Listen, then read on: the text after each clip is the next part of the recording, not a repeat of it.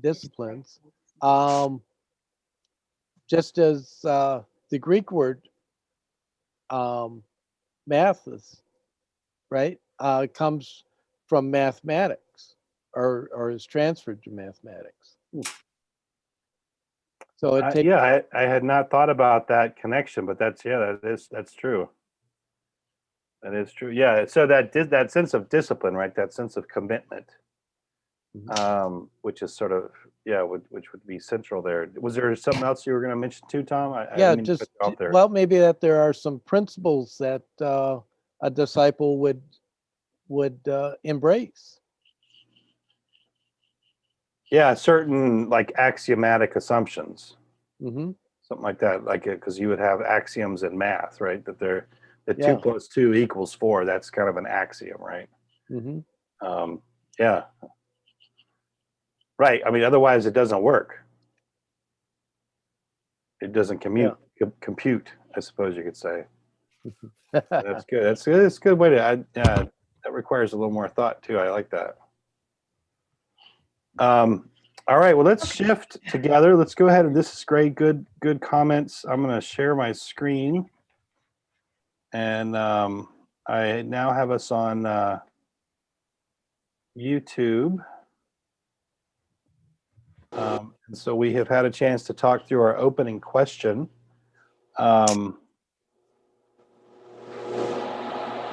I think I probably might maybe need to make sure that everybody. Could you mute yourself? I don't know that I muted everybody. I'm hearing a little bit of stuff there in the background. Okay. All right. So we are in chapter 6. I just want to kind of give a bit of a reminder from last week in terms of the flow of where we are. Number one is we're in a section of Luke that where we get really the first kind of condensed set of teachings from Jesus. That's I think that's important to note. We've heard a ton about Jesus, and we have certainly heard Jesus talk and preach. But we've been, I think, these first 5 or so chapters have either been about Jesus or have been Jesus's actions, right? So his embodied performance in a sense of who he is and what he's about. That's definitely been, I think, on the front burner thus far.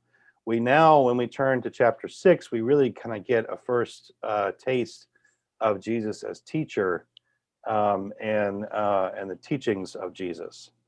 And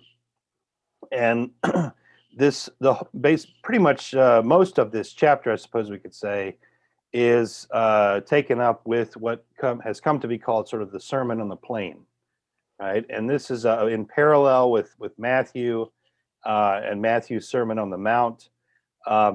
It's in parallel, and I say that sort of loosely because Matthew's rendering is 3 large chapters, right? With big chunks of teaching, great amount of material. Luke, we have a much more scaled down version, at least in terms of this particular scene. But there's a lot of overlap. And just as we've said before, all the teachings that show up in Matthew also show up in Luke. They just don't necessarily show up in the same setting. All right. So we do know that there's quite a bit of overlap in that regard, a few things that are unique. And we'll highlight some of those as we move through. One of the differences that we've noted, I think it's fair to say, and it's not a stark contrast, but it is worth noting that in Matthew, I think one of the central things that Matthew is concerned to do is to sort of show Jesus or render Jesus as the new Moses, right? That's a key component of who Jesus was, and Matthew's interested to highlight that. Whereas I think it'd be fair to say in Luke, there's a more interest in rendering Jesus as the great prophet, right? And I think that especially comes through when we think about the fact that Jesus starts his ministry by preaching on a passage out of Isaiah, right? In which he's described essentially as the servant, right? The servant of the Lord, or the suffering servant in a sense. And so I think here we can kind of see somewhat a similarity, and can maybe help to account for some of the sort of tonal differences between Matthew and Luke. As I mentioned before, this whole section constitutes a kind of discipleship manifesto. And I think that's especially the case in Matthew. I feel like I might have mentioned this last time, but I think it's worth repeating. And even we could probably even, I suppose we could point here to Bonhoeffer as well. But I was just thinking of Wesley. John Wesley, his favorite passages of Scripture probably are in the Sermon on the Mount, which obviously is in Matthew, and that's because discipleship was so central to Wesley's understanding of what it meant to be a Christian. If you read this little book by Bonhoeffer, it really is an attempt to read the Sermon on the Mount in dialogue with some of the letters of Paul. And so he also is very concerned with that. So this whole idea of a discipleship manifesto that shows up either in Matthew or in Luke has gone on to exert influence, all right, in the way that Christians talk about the Christian life, especially for key figures in our tradition. All right, so that's sort of overarching there. We are going to start today in verse 27. So just to remind us, what we have heard is verses 20 through 26. And essentially this constitutes what we might call the Beatitudes section, right? Beatitudes and woes, actually, right? So Beatitudes are the blessings, right? And if you remember, right, so blessed are the poor, right? Blessed are those who, blessed are you if you are persecuted, etc. Just to repeat, all of these blessings are spoken in the indicative. And the importance of that is simply to underline the fact that the reversal that those blessings or beatitudes talk about, right, that the poor are going to be the ones who inherit the kingdom of God, that those who are persecuted are the ones who are going to be embraced by God, etc. That reversal, the image of reversal, is something that God is going about doing, right? And that's what the indicative component means. In other words, it's not an imperative. It's not a command that you become like these things, at least not in this section, so that you can then receive the blessings. So that these are not like quid pro quo. If you become like this, then you will become like that. You will do that.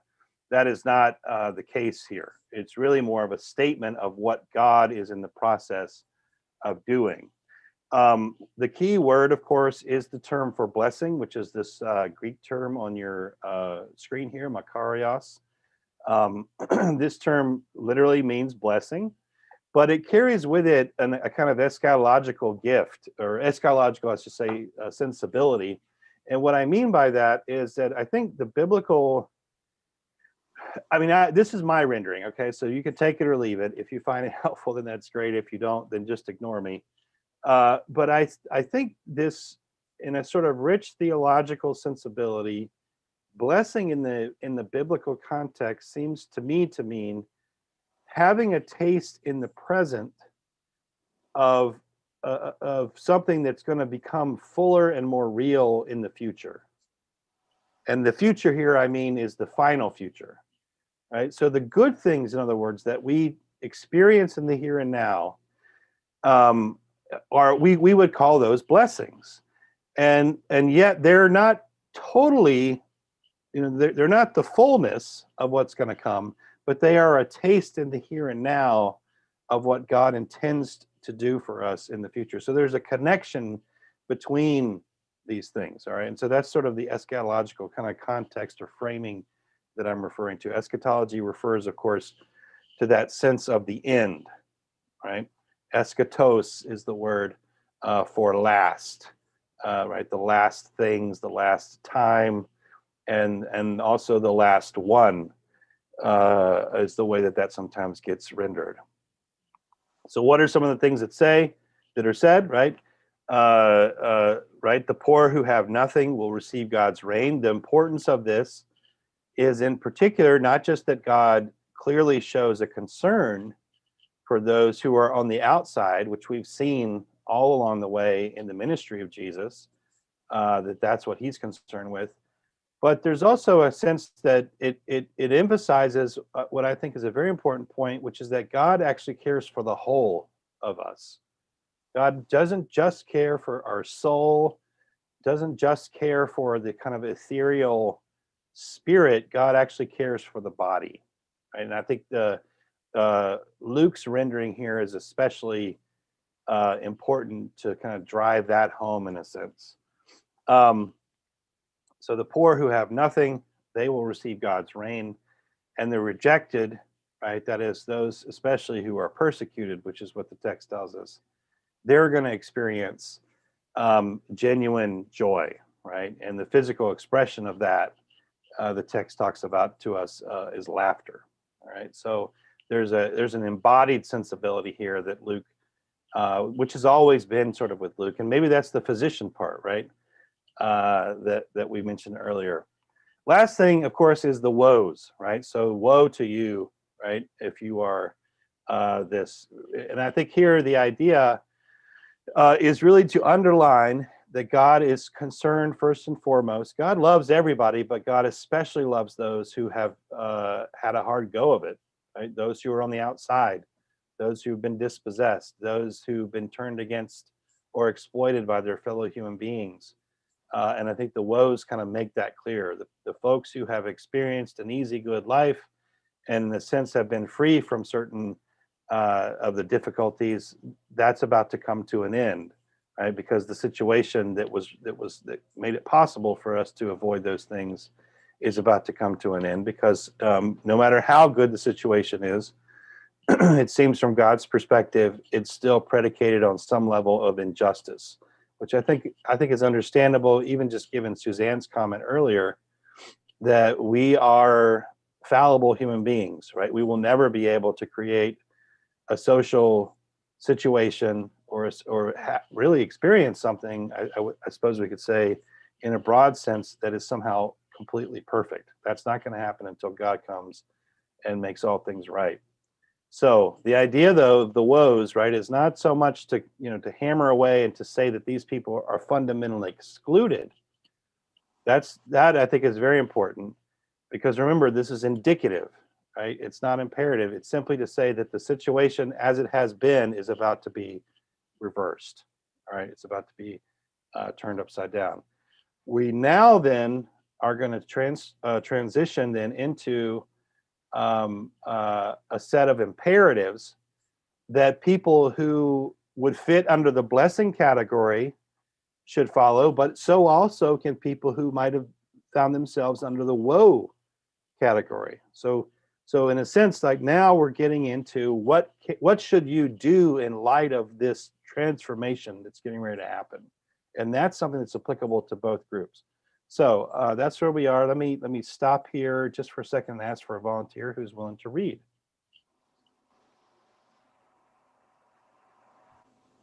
Okay, I'll read. Okay, thanks, Dan. But I say to you that, listen, love your enemies, do good to those who hate you, bless those who curse you, pray for those who abuse you.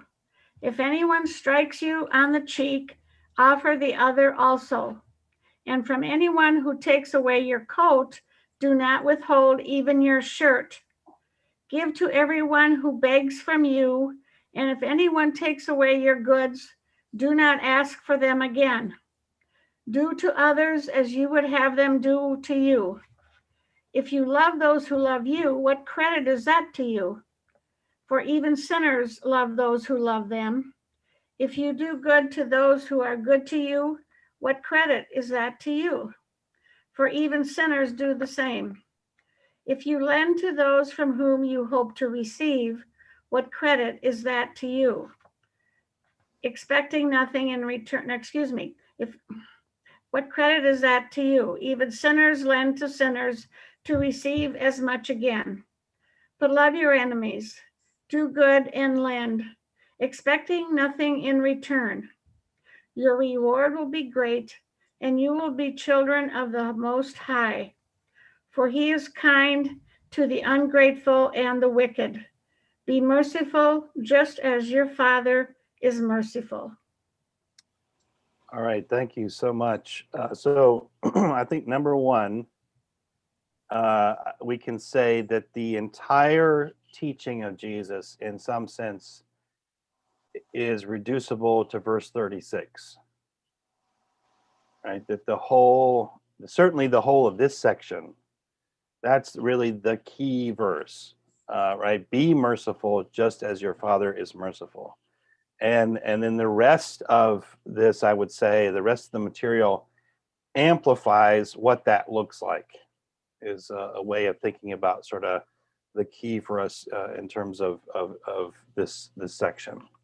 So a couple of things then in light of that, right, which is again pretty straightforward, but as we go through, it kind of amplifies it and maybe gives us a little bit more coloring and depth.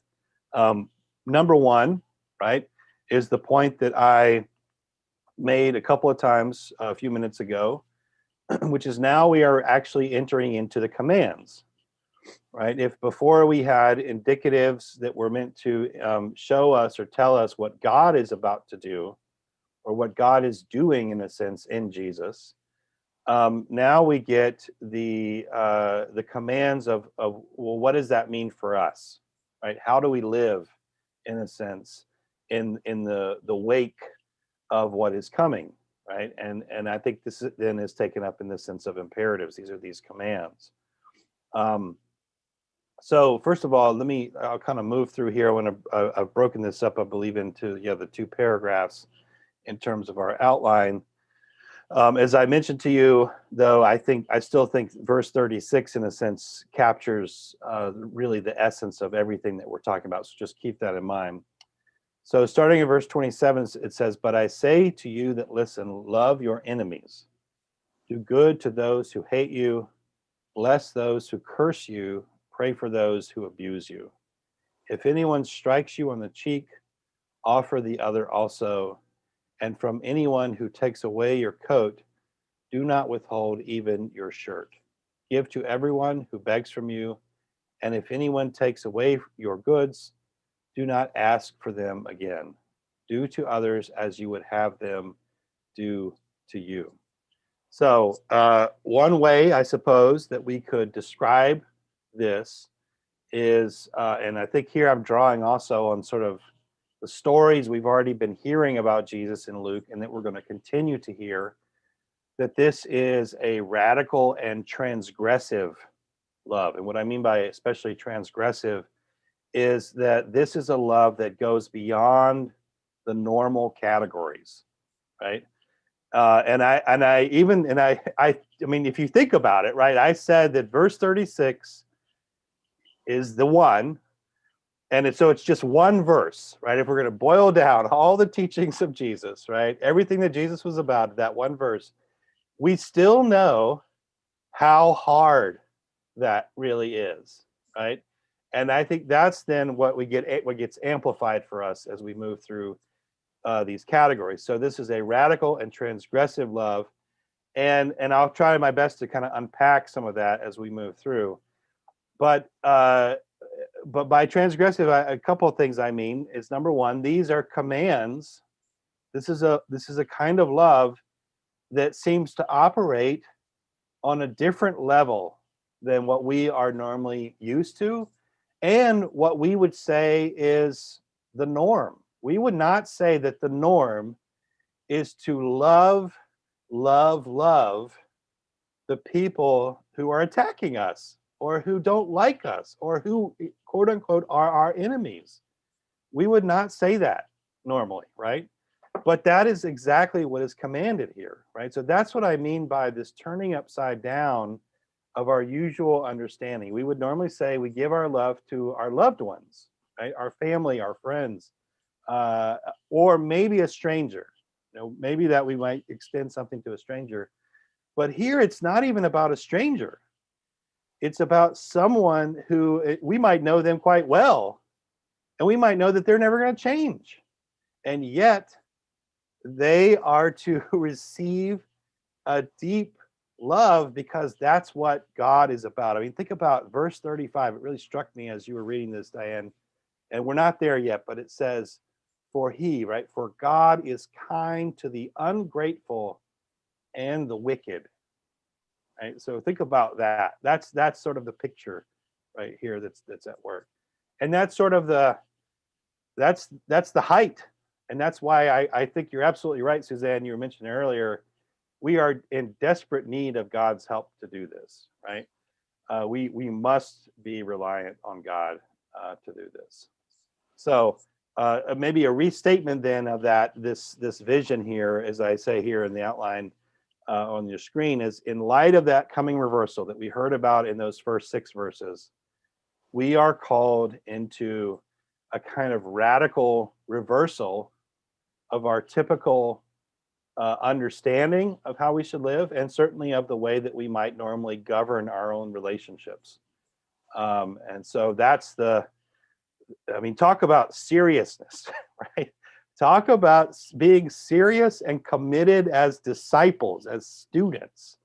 And we're going to hear some of this from Jesus himself. He's going to say things like, why do you listen to me and not do what I say? And he's about to say that about 5 or 6 verses or so maybe a little bit more. But so Jesus himself is going to kind of push this thing home, that this is the call that you're being asked to commit your life to. And I think this is important for us to keep in mind in terms of that seriousness. So what do we get? We get love, do good, bless. Like I was thinking about, like, I've had some people who were difficult in my life, and I didn't necessarily try to make them my enemy, but boy, they seem to want to make themselves my enemy. And for me to imagine praying for them to be blessed, that is hard, right? But that's the kind of thing that is being asked for here, and it's very clear, right? And we get this, and I'm going to highlight this particularly as I think it becomes even clearer when we understand the background for verses 32 through 36, right? And so I think one of the interesting things here that one commentator pointed to is that the way that Jesus is talking about the category enemy almost seems to undermine whether that's actually even possible, that you could even have a category like that, right? So as I say here in the outline, right, but you're supposed to do all these things principally to your enemies, those who hate you, those who curse you, those who abuse you, to respond in such a way that undermines the natural desire to retaliate and to calls into question the very category of enemy. And I know, so sometimes we hear these platitudes, and platitudes can be really annoying, especially if you're having a tough go of it, or you've had a really bad experience. But sometimes there's a little bit of wisdom in these little sayings, right? And one of them is, every enemy can be a friend. So in other words, there's always the possibility of the category enemy eroding. It's not permanent, I suppose. And so I think one way that I've heard these passages taught before is that by assuming this posture, praying for folks, being open, you leave open the door that your enemy could potentially become your friend. Now, I want to say all of that with the careful asterisk that this doesn't necessarily apply in situations, like violent situations. I'm not sure. And what I mean by that is, if you're being abused by a spouse, right, or you're in a situation that's profoundly unhealthy, you can love someone in this way, but you can also withdraw yourself and protect yourself. And I don't think there's necessarily anything wrong with that. So we want to make sure that we're careful as we think about how these things might be applied, particularly in the most difficult settings. Verses 29 and 30 translate this love ethic into economic terms, right? Anyone strikes you on the cheek, offer the other, and then particularly starting in 29b, and from anyone who takes away your coat, do not withhold even your shirt.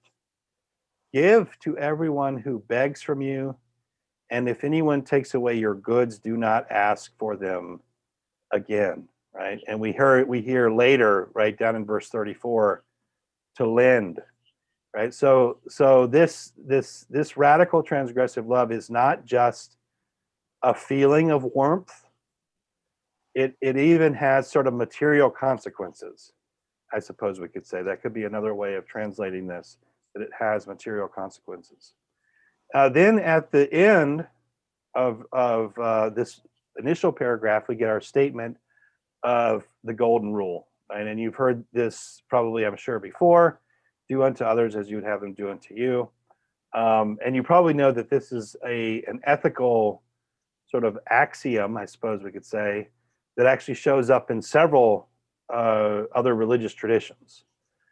So this is not necessarily unique. What is unique, I would argue, is that verse 31 is actually transcended by verse 36.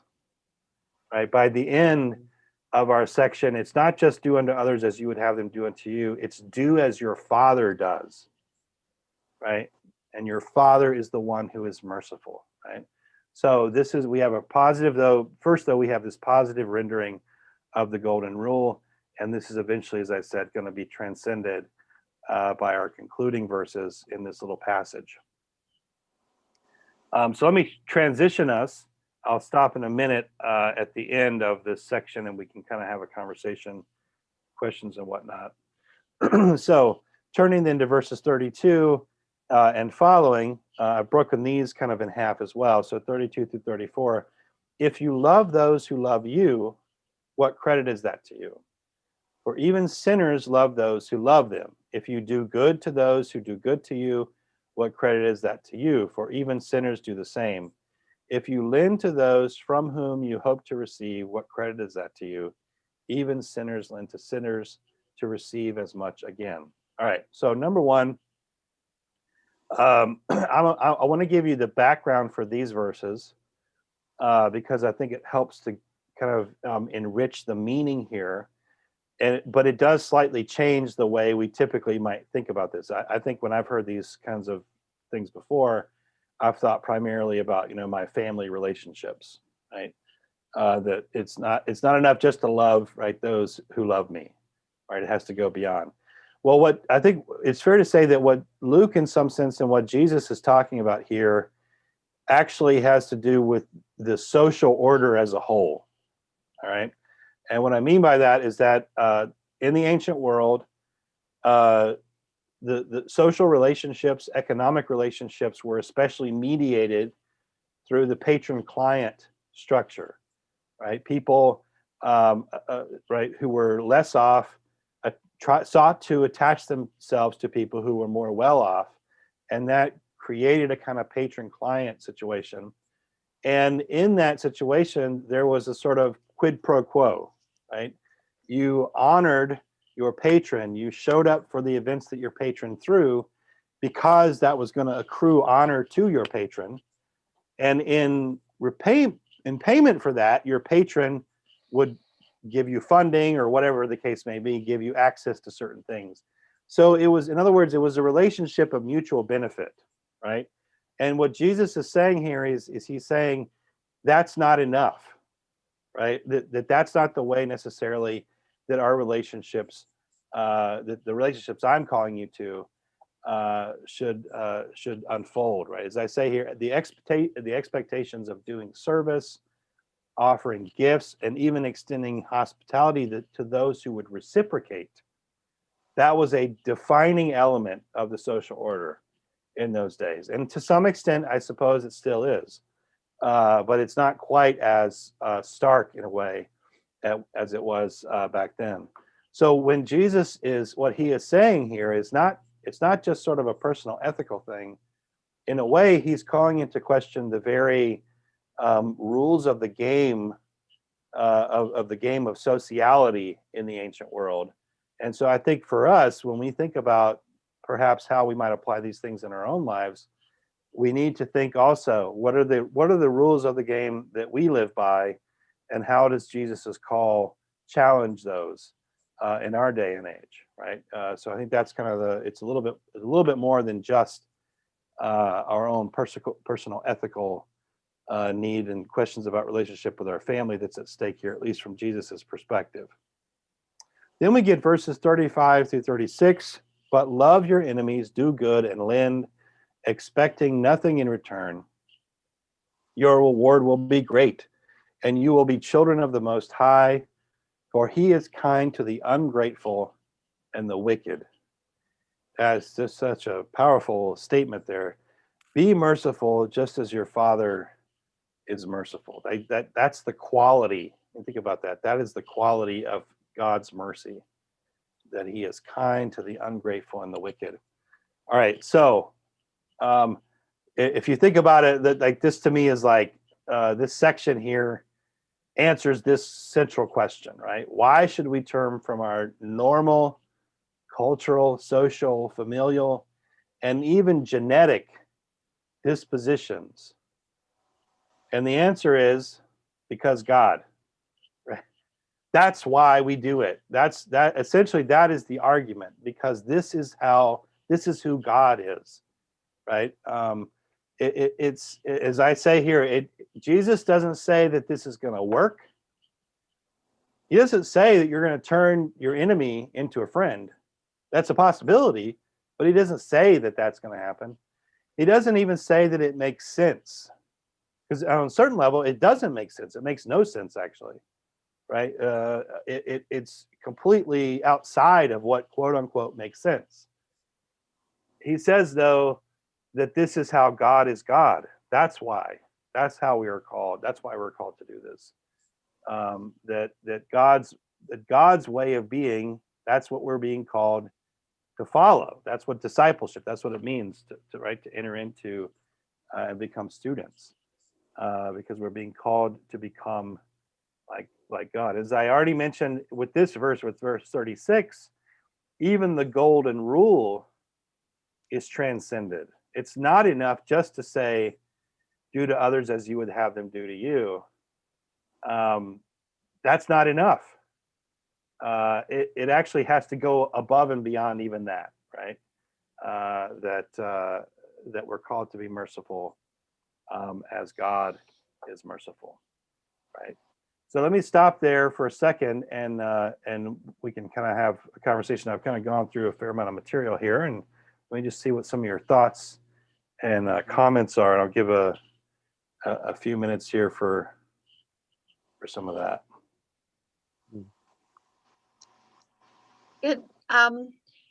It was brought to my attention at one point in my life, the definition of forgiving, and it's to forfeit the right to get even. And that's a step in the do unto others, and not prolonging or increasing the conflict. Just let it go. And it fits into the rather than lending, giving, etc. Anyway.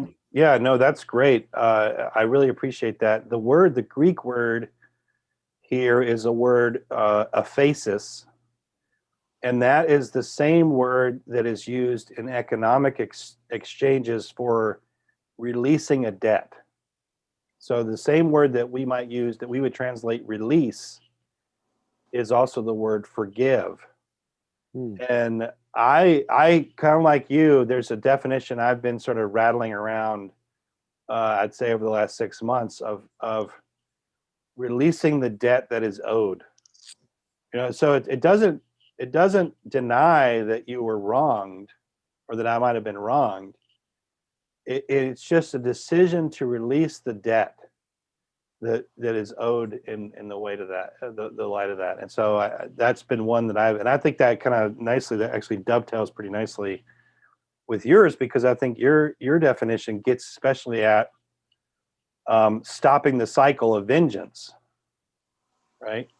Because that's another element that oftentimes seems to rule human behavior, this kind of cycle of vengeance or cycle of violence, maybe, depending on how intense we're talking.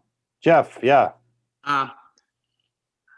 I'm interested in what you know about how dramatic were these principles in the ancient world when Jesus said them. I have somewhere in the back of my mind from one of these Bible studies that I've done that the Old Testament admonition of an eye for an eye and a tooth for a tooth was really a step back from the belief in some circles in those days that, you know, you could take more than an eye for an eye and more than a tooth for a tooth. So eye for eye, tooth for tooth was really a step back. Were these things that Christ was saying, were these really dramatically more forgiving than any of the guiding principles of most religions in those days?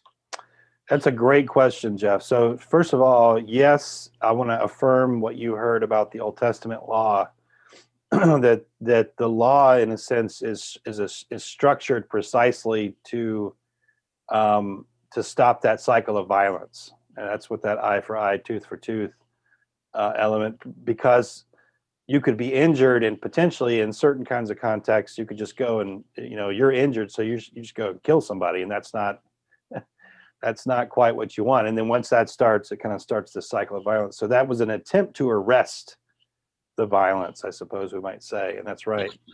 The second question, my understanding is that effectively there's pretty much no teaching in Jesus that you could not find in some of the teachings of the other rabbis.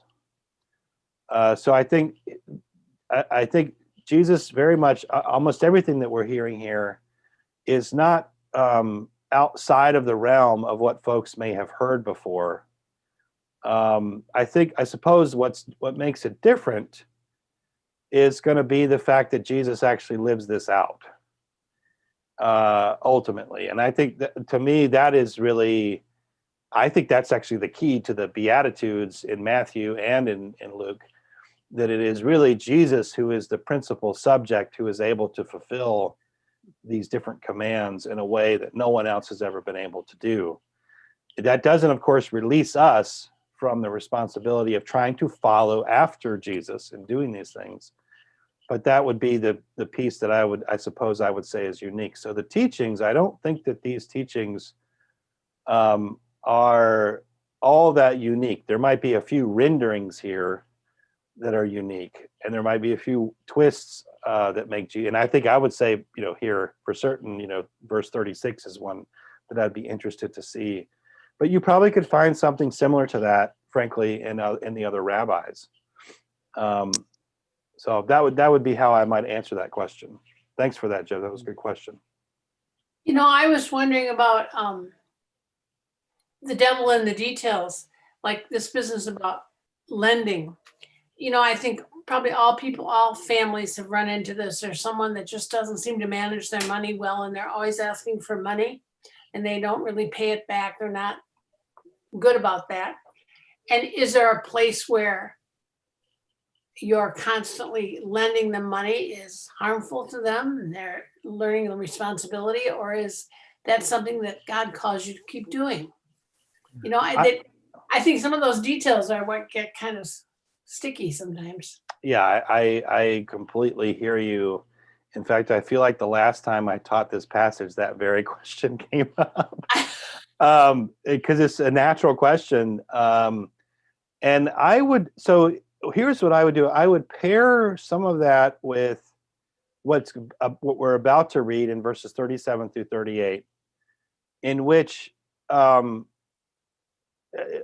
know that it's rendered in a way that says you shouldn't judge. But if you take the whole of those verses together, it seems to indicate that in the act of discerning and making a judgment, which we sort of all have to do, you need to apply you need to have God's perspective.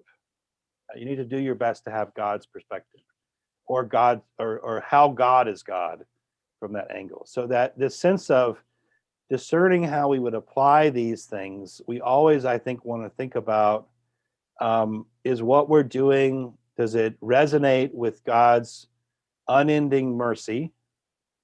And then, of course, is our decision or course of action going to be helpful or harmful to this person, right, that we're interacting with? And so I think there is a place to bring in. So I think you're kind of bringing up a really interesting question, which it sounds to me is like, you know, after 3 or 4 or 5 times, right, of trying to help someone out, you realize, okay, we've been down this road before, and maybe me lending more money to you, right, is not necessarily the right thing to do, right? Maybe I should have a different, but it's not, but again, it's not out of revenge, right? It's not out of the fact that, man, you're like a money pit, and I'm not throwing more money in that pit.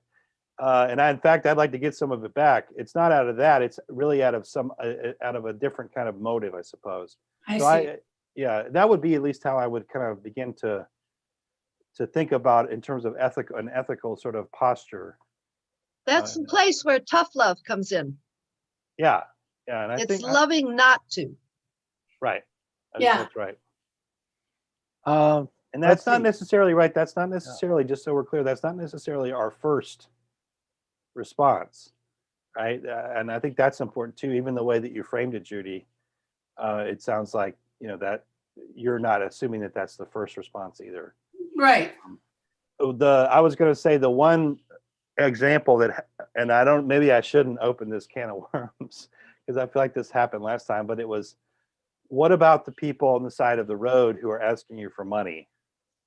How do you deal with that? And I think that really, to me, it feels like that boils down to case by case. You know, sometimes you do give, and other times you don't because you don't have anything to give. I do think what we get here is that there is a kind of sense that our principal judgment is supposed to be a judgment that comes out of the heart of God, right? As opposed to like, oh, this person's lazy and they're not working. That's a different calculus. So that might lead us to give. That might also though lead us in a different direction as well. I think I heard someone was about to start. Yeah. I thought it was interesting they had the word credit, which actually ties in the whole piece. So I was curious about what word they use there. And it's charis for thanks. So what thanks is that to you? But there does seem to be, you started back with blessed are the poor. And also we talked about that in the audience was people from Jerusalem and from Sidon, which would have been areas of richer than the outback in Galilee. That's right. Absolutely. And so there does seem to be a rich and poor argument tied into this. I think that's right. Yeah, and remember we talked about this. I appreciate you bringing that up because we mentioned last time that one of the unique things about Luke over against Matthew is Matthew states all the Beatitudes, etc., in third person, right? Which is sort of a generalized, whereas here it's in second person. So it's like Jesus is directly talking to people in the audience. And I think that social background that you mentioned last time that I thought was very helpful is also important for us to keep in mind because the Galilee is a rural, poor, and in some cases, if you're from Judea, you might view it suspiciously as compromised because there's too many Gentiles in a sense. So almost as bad as Samaria. Kind of a sense.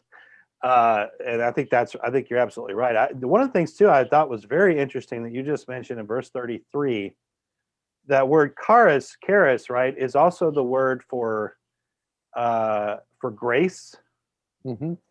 right? And for Thanksgiving, for you, the Eucharist, right? Mm-hmm. And so so it almost has a kind of blessing connotation, right? So what kind of a gift or gift? The other word is gift. Mm-hmm. So if you do good to those who do good to you, what kind of a gift is that to you? That so that's kind of, and I'm not saying that that would work as a translation. I'm just saying that those connotations give you a kind of a richer, fuller feel. So I appreciate you pointing that out. There's one other thing. Verse 36 seems to have a parallel in Matthew. Luke says, "Be merciful as your Father is merciful." Matthew says, "Be perfect as your Father in heaven is perfect." Amen. Um, And and that's actually the point of my last little statement here, my last piece down here at the bottom. but also that word perfect might go with mature. So be the grown up in the room and don't and be merciful. Yeah, that's great. Be the adult, be the adult in the relationship. I love that. Yeah, I mean, one of the things that some of the commentators pointed out as I was kind of working on some of this is that Luke's rendering here avoids the potential abstraction that Matthew's language might give to us, right? Be perfect as your heavenly Father is perfect, because the language of perfection could be rendered more abstract, I suppose. And the point here is it's not so much about perfection as it is about the way that God is perfect. What's the way that God is perfect? God is perfect by being the source of all mercy, right? And that's really, because that's really seems to be what's at issue for Jesus. Yeah, that's great. Thanks for those comments, Tom. Anybody else? Any other comments?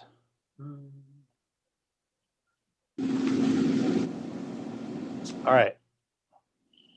So let's move us forward. Let me get a volunteer who would read this next little short snippet of verses. I'll read. Okay, thanks, Suzanne. Okay. Okay. Do not judge, and you will not be judged. Do not condemn, and you will not be condemned. Forgive, and you will be forgiven. Give, and it will be given to you. A good measure, pressed down, shaken together, running over, will be put into your lap.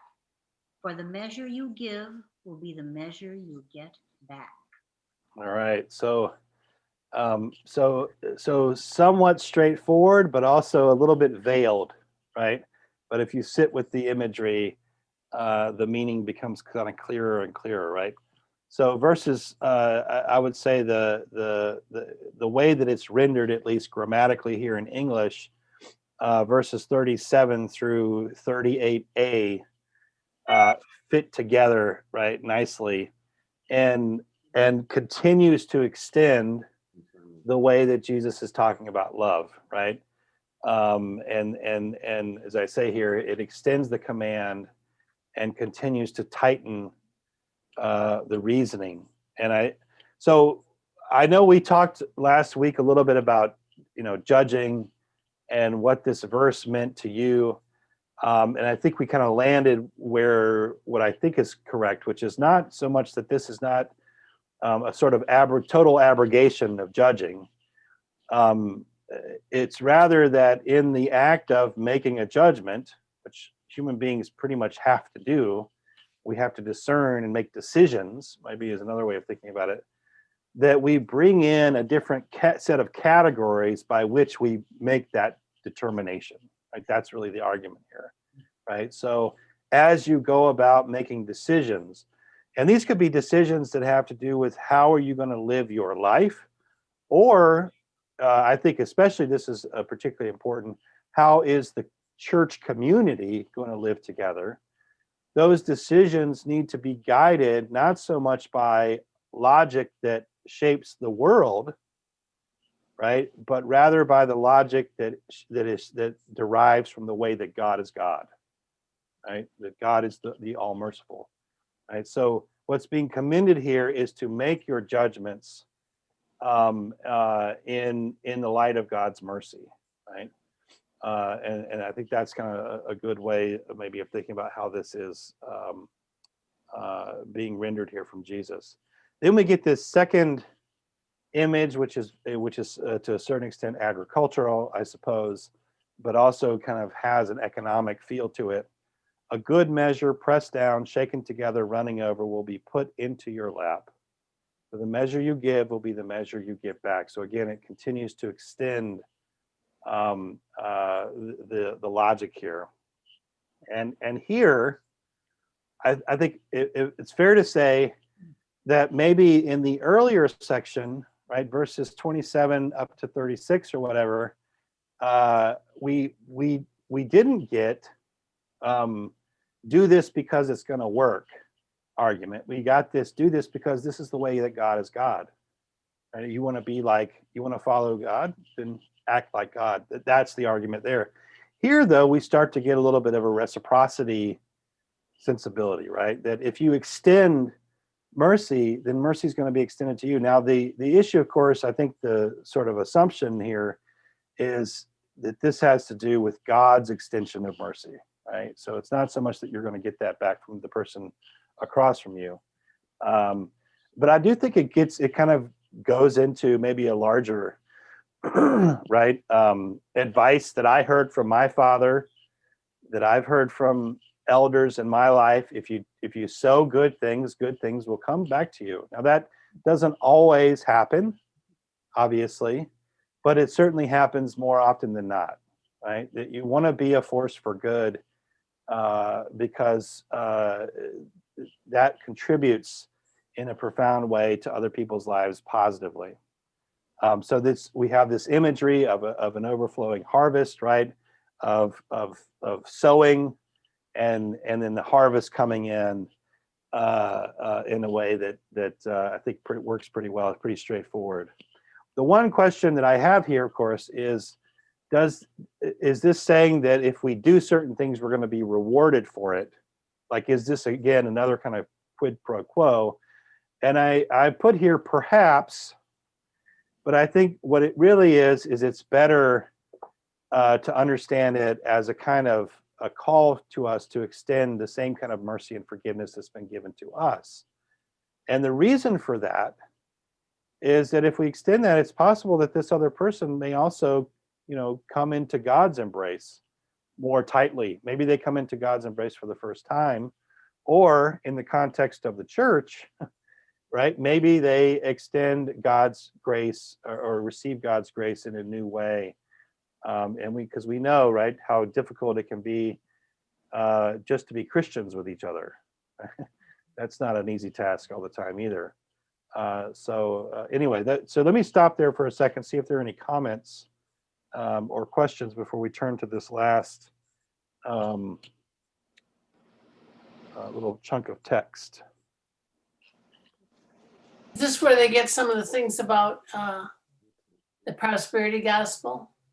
Yes. Yeah, this is one of those places where, one of those images where the prosperity folks are very much drawn into this. And I think we want to be, careful of some of that, those implications, at least from my perspective. Christian, Yeah. Susanna's got a great story of God's position on do not judge. All right, go ahead. Tell it Okay. shortly. My brother and I had been doing a family reunion at our cabin. We'd been doing fine. My brother had been distanced somewhat from my parents for some time, but we had a great time, all the family, entire family up there. Okay. Everybody went home. I was the last one at the cabin. Jeff drove his car. I was going to drive my car home. All right, I went down and I sat down on the beach at the dock at the cabin. And I said, "Dear Lord, I have no feeling for my brother. I'm so angry with him and all that he's done really to mistreat our parents and things." And there was not a soul around anywhere. And the voice came to me from out on the lake. "How dare you be the judge of him?" And it was the honest to God truth that I heard him say that. That's the only time she's ever heard God's voice, but it was clear. And I said, I didn't fall prostrate into the sand on the beach, but I almost did. I said, I will not judge him. I will not judge him. I went on to have some counseling and some thought and had further conversations with my brother, and all is at peace and well now. But at that time, I was carrying a great judgment within myself. And so he spoke verbally out loud to me, and it changed my life. That's profound. Thank you so much for sharing that story, Suzanne. When you said that, I was like, like, you know how you get that, like, oh, I could feel the God presence in that. And that's an extraordinary witness.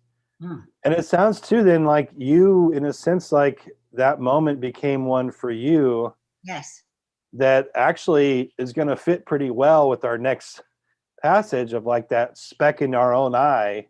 Like you had to go through your own process in a way. Yes. Right. And it was kind of damming that up. Yep. Maybe. I don't know. But that's profound. Thank you so much for sharing that story. Thank you for listening. Yeah. Yeah. Any other comments? I don't know if there's any other stories that folks want to share. You know, this is really about reciprocity with God, though, because it won't be that if we don't judge, people won't judge us. People may still judge us. I mean, all those things may happen back at us, but it's still the right thing to do. That's right. I think this is about, in a sense, aligning ourselves with God's way, right? And that carries with it, maybe not spoken, but at least a sense that God identifies with us, and we identify ourselves with God, right? And so, like, I think that's right. This is very much about, if you're really going to be serious about being a disciple, and we're not going to get to this passage today, but in about 10 verses, Jesus is literally going to say, "Why do you call me Lord, Lord, and do not do what I tell you?" Right? So it's precisely our need to be shaped and to really, if we're going to be serious about being disciples. And of course, all of us it's always a work in progress, right? And every day we stumble and fall and maybe don't even look like disciples, but God forgives. I mean, remember this passage again. I think I'm gonna have to put this in my memory bank because it's just so extraordinary, right? That God is kind to the ungrateful and the wicked. And I think there's some days when I feel like I'm in those categories, and I'm so thankful that God is kind, right? Even to me, right? So, all right, let me move us forward. This is our last passage, and it's a couple of parables. So if I get a volunteer who's willing to read 39 through 45.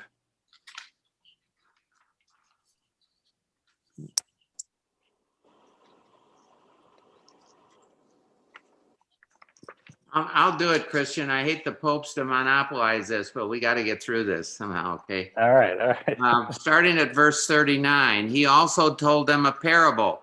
Can a blind person guide a blind person? Will not both fall into a pit?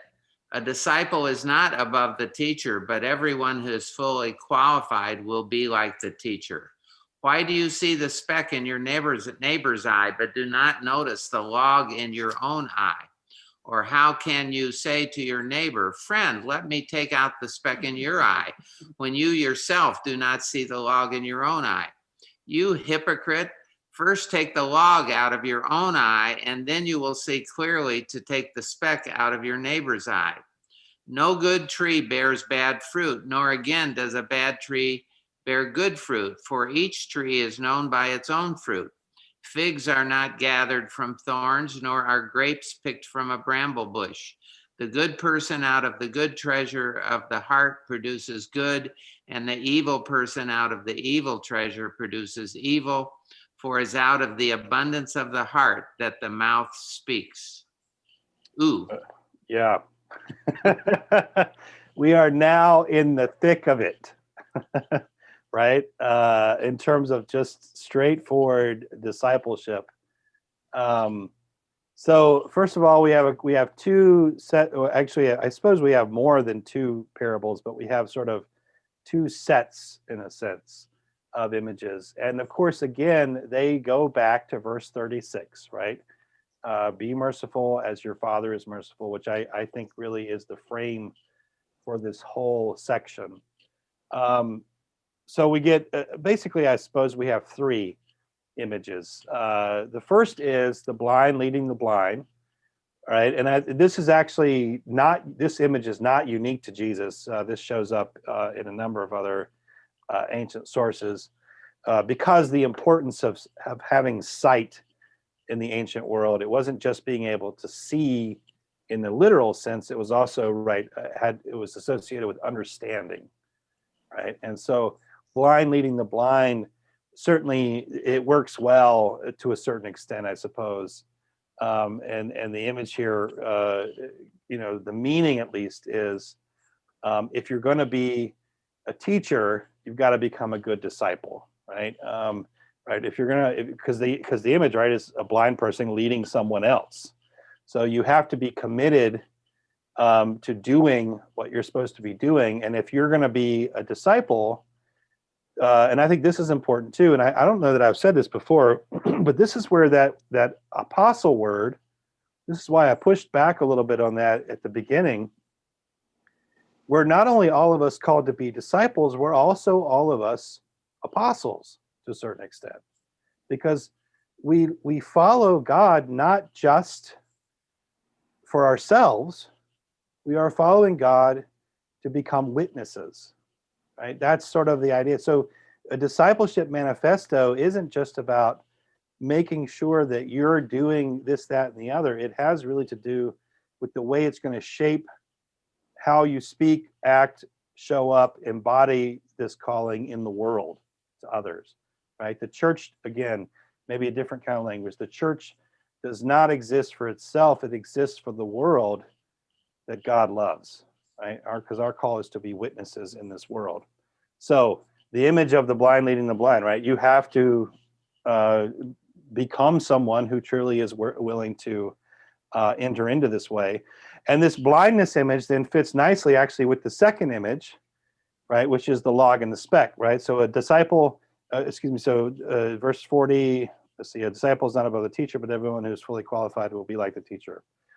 So verse 41, why do you see the speck in your neighbor's eye, but do not notice the log in your own eye? Or how can you say to your neighbor, friend, let me take out the speck in your eye, when you yourself do not see the log in your own eye? You hypocrite, first take the log out of your own eye, and then you will see clearly to take the speck out of your neighbor's eye. So the image of seeing and understanding still is indirectly at play in this next kind of parable with the log and the speck. And it does have, I think, two levels of function. And one of them fits really nicely with that story that you just shared with us, Suzanne, which is this sense of part of what it means to be a disciple is to take a look at ourselves, right? And to be willing to do that, right?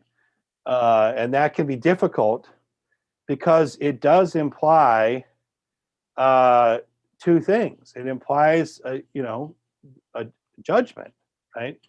Like if you look at the image itself works with, you have a speck in your own eye. That's the judgment part. But removing the speck from your eye, that's the mercy. That's the compassion part. And so that process seems to be, also what Jesus is imagining, that discipleship, to become someone who is no longer blind, means that you're also not blind to yourself. Right, that you have allowed yourself to undergo the kind of judgment, in a sense, and maybe even renovation that is necessary. And that renovation image, I think, particularly comes in well with the third image, right? The tree and the fruit. And this is a pretty straightforward, right? No good tree bears bad fruit, right? Nor again does a bad tree bear good fruit. The image, right, is that a tree produces fruit, and what makes the fruit good is if the tree is healthy, right? If it's getting the adequate sunshine, the adequate water, the nutrients from the soil, if it's doing all the things that it should be doing, it's going to produce the fruit, right? And the fruit, of course, is the purpose that the tree, at least in this image, is the purpose for which the tree exists, right? So to be a disciple, right, to be able to live out this life, right, that sort of has a sense of that's a gift, not just to yourself, but to others around you. Well, what is it that's going to determine that is if you have allowed yourself or have been going through or continue to commit to going through that internal renovation that's also required, right? So that is where we get this imagery in particularly verse 45. The good person out of the good treasure of the heart produces good, and the evil person out of the evil treasure produces evil. For it is out of the abundance of the heart that the mouth speaks, right?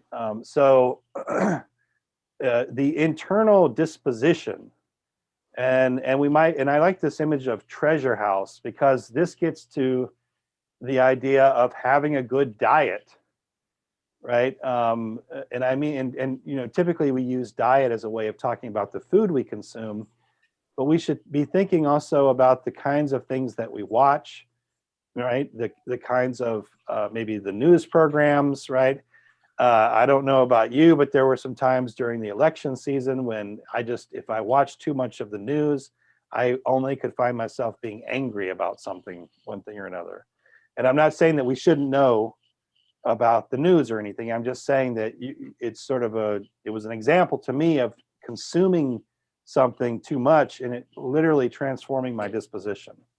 Right? And so that's sort of the imagery, it seems to me, that's at work here. And so the last thing it's the one I mentioned here, that this command to be like God is going to require a kind of total inner renovation. And of course, that's something that God is going to have to be about, right? That's not also just on us, right? It's really on what's on us is to put ourselves in a posture to let God work on us. And like Suzanne, God spoke to you, but you also responded. It sounds like over the course of your life, you know, you went to, like you said, you did some counseling. There were several. It wasn't just a one-time thing for you. It sounds like, right? It was something that took some time, but you kind of walked down that pathway, right? And I don't know if there were starts and stops or any of that kind of stuff, but it was just the experience, right, of walking down that pathway that I think is totally in the vein of this. So let me stop there and see what kind of comments or questions folks may have.